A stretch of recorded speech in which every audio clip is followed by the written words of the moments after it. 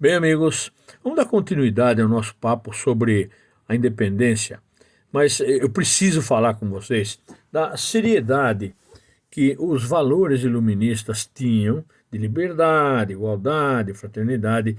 No entanto, essa seriedade, essa vontade de lutar pela liberdade só se aplicava às elites. Não havia uma intenção sincera de libertar todos de maneira igual, uniforme. Não. Os colonos espanhóis queriam livrar-se da Espanha. A colônia brasileira queria livrar-se de Portugal. Mas mesmo essa vontade de livrar-se do domínio, dos impostos, de livrar-se daquele comando cruel, exigente que a metrópole fazia sobre a colônia, eles não viam assim necessidade de livrar os escravos, os indígenas. Isso tudo gerou conflitos por toda a América.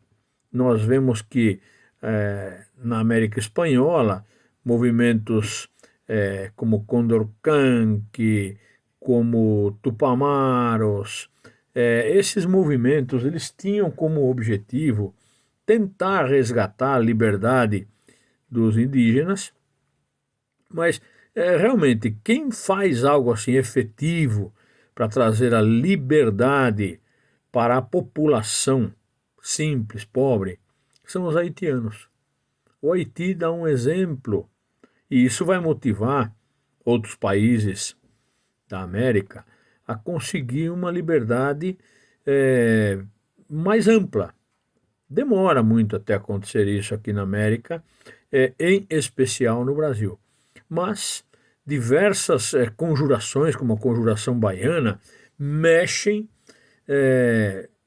com o brio do brasileiro, mexem com a vergonha que o brasileiro sentia, em especial lá na Bahia, de ter seus irmãos negros ou mestiços humilhados. Então, liberalismo, iluminismo, precisava ser coerente e não havia essa coerência. A maioria dos líderes pensava exclusivamente em reduzir os impostos, pensava exclusivamente em acabar com o domínio, em estabelecer o seu comando próprio sobre os assuntos do respectivo país. Então pensa bem, nós vemos o exemplo de Bolívar. Bolívar, ele era um unitarista, ele queria uma América única, grande, enquanto San Martín não, San Martín queria uma fragmentação. Já Dom Pedro, na realidade, é uma figura tão exótica quando a gente pensa em termos de comparações. Ele queria simplesmente manter-se no comando da situação. Ele era o filho do rei, né?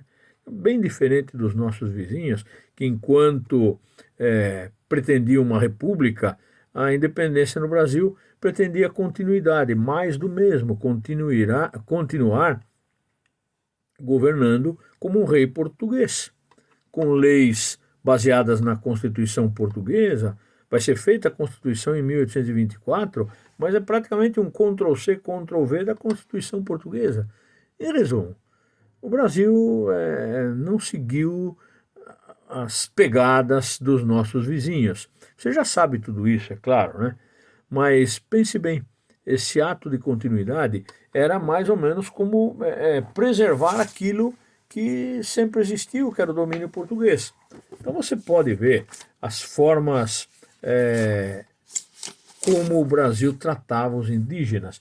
Olha só, aqui na página 161, você vai ter um texto complementar que vale a pena ser lido.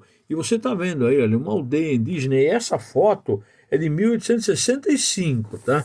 Então, o Brasil já estava independente, mas os índios continuavam sendo tratados como meramente um objeto, não era o tratamento digno de um ser humano, né? Nem havia previsão nenhuma de se ajudar, de se cuidar, de se restituir algo que deles foi tomado. A ocupação do Brasil, como de toda a América, foi muito cruel com os indígenas, desde doenças, enfim. Toda a trajetória dos europeus aqui foi de destruição, tanto na América Latina de língua espanhola, quanto no Brasil. Nós podemos citar aqui inúmeros casos. Então, por mais que os processos de independência pudessem cantar glórias à liberdade, na prática isso não existia. Eu pedi para vocês darem uma olhadinha no hino da independência, onde se diz: já podeis da pátria, filhos, ver contente a mãe gentil, já raiou no horizonte a liberdade no Brasil. Será que para quem? Para quem que raiou essa liberdade no horizonte? Só para os brancos, só para a elite, só para aqueles que conseguiram se livrar da dominação portuguesa ou espanhola, porque o povão mesmo continuou vivendo a mesma vida sofrida como a dos índios, como a dos pobres, como a vida de um escravo. E você pode sentir isso daí muito facilmente ao ver que levou muito tempo até vir a libertação dos escravos. Na América Latina, com a fragmentação dos países em pequenas repúblicas, o Brasil continua sendo um reino, né? Mas a fragmentação em pequenas repúblicas, Uruguai, Argentina, Paraguai, não livrou plenamente a população pobre, porque surgem figuras autoritárias, cruéis, como os caudilhos, que eram pessoas que continuavam explorando a população mais pobre, mais humilde, de maneira tão cruel, às vezes até mais cruel, do que os portugueses e espanhóis na sua origem europeia, com aquela tradição europeia de dominação. Esses nascidos aqui, já chamados de criolhos, eles não tinham intenção nenhuma de resolver a situação da população.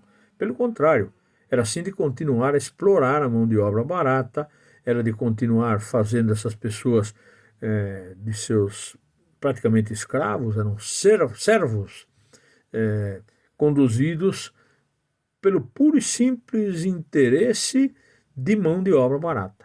Então tudo isso é muito triste. Eu vou pedir para vocês ficarem bem atentos à letra do hino da independência, porque ele traz muita coisa interessante para a nossa reflexão. Eu postei para você assistir, ouvir e pensar nos detalhes que a música, pelo menos, nos faz imaginar que existiriam, tá? Detalhes como independência, igualdade, fraternidade, todos os ideais iluministas que na prática, no dia a dia, não vieram a acontecer. Portanto, a independência foi uma farsa, em certo sentido, pelo menos no que diz respeito à população. E ainda no que diz respeito ao comércio exterior, que o Brasil esteve sempre vinculado às ordens da nossa patroa, que era a Inglaterra. Ela mandava e desmandava, nós comprávamos o que eles tinham para vender. Claro, Napoleão tentou evitar isso lá com o bloqueio continental, mas não conseguiu. E a Inglaterra sempre manteve um domínio cruel, hegemônico, sobre o monopólio das transações comerciais. O Brasil era e foi um escravo dessa ordem inglesa depois da Revolução Industrial. Isso ainda piorou muito mais, né? Porque Portugal já era escravizado, já devia para a Inglaterra, e o Brasil continuou nessa mesma política. Nós teremos inúmeros casos para citar aqui. Portanto, quando a gente canta "Já podeis da pátria, filhos, ver contente a mãe gentil de quem? Nós vamos estudar depois, um pouco mais para frente, o governo do Getúlio Vargas, que era chamado de pai dos pobres, mas era mãe dos ricos. essa imagem caudilhista, essa imagem do coronelismo que também há no Brasil, mostra que a nossa liberdade, a nossa independência era nada mais, nada menos do que uma figura de retórica. Nada mais do que isso. Portanto, veja os filmes que eu postei, assista com atenção, né, e em especial uma imagem que eu quero que vocês percebam bem do Dom Pedro I fazendo a declaração da independência e aquela cena tradicional que a gente vê na pintura, as margens do rio Ipiranga, né, que na prática não foi nada daquilo. Nós vamos discutir isso daí em aula. Eu peço que vocês analisem bem, pensem para a gente poder discutir como a história que nos contam não tem muito a ver com a realidade.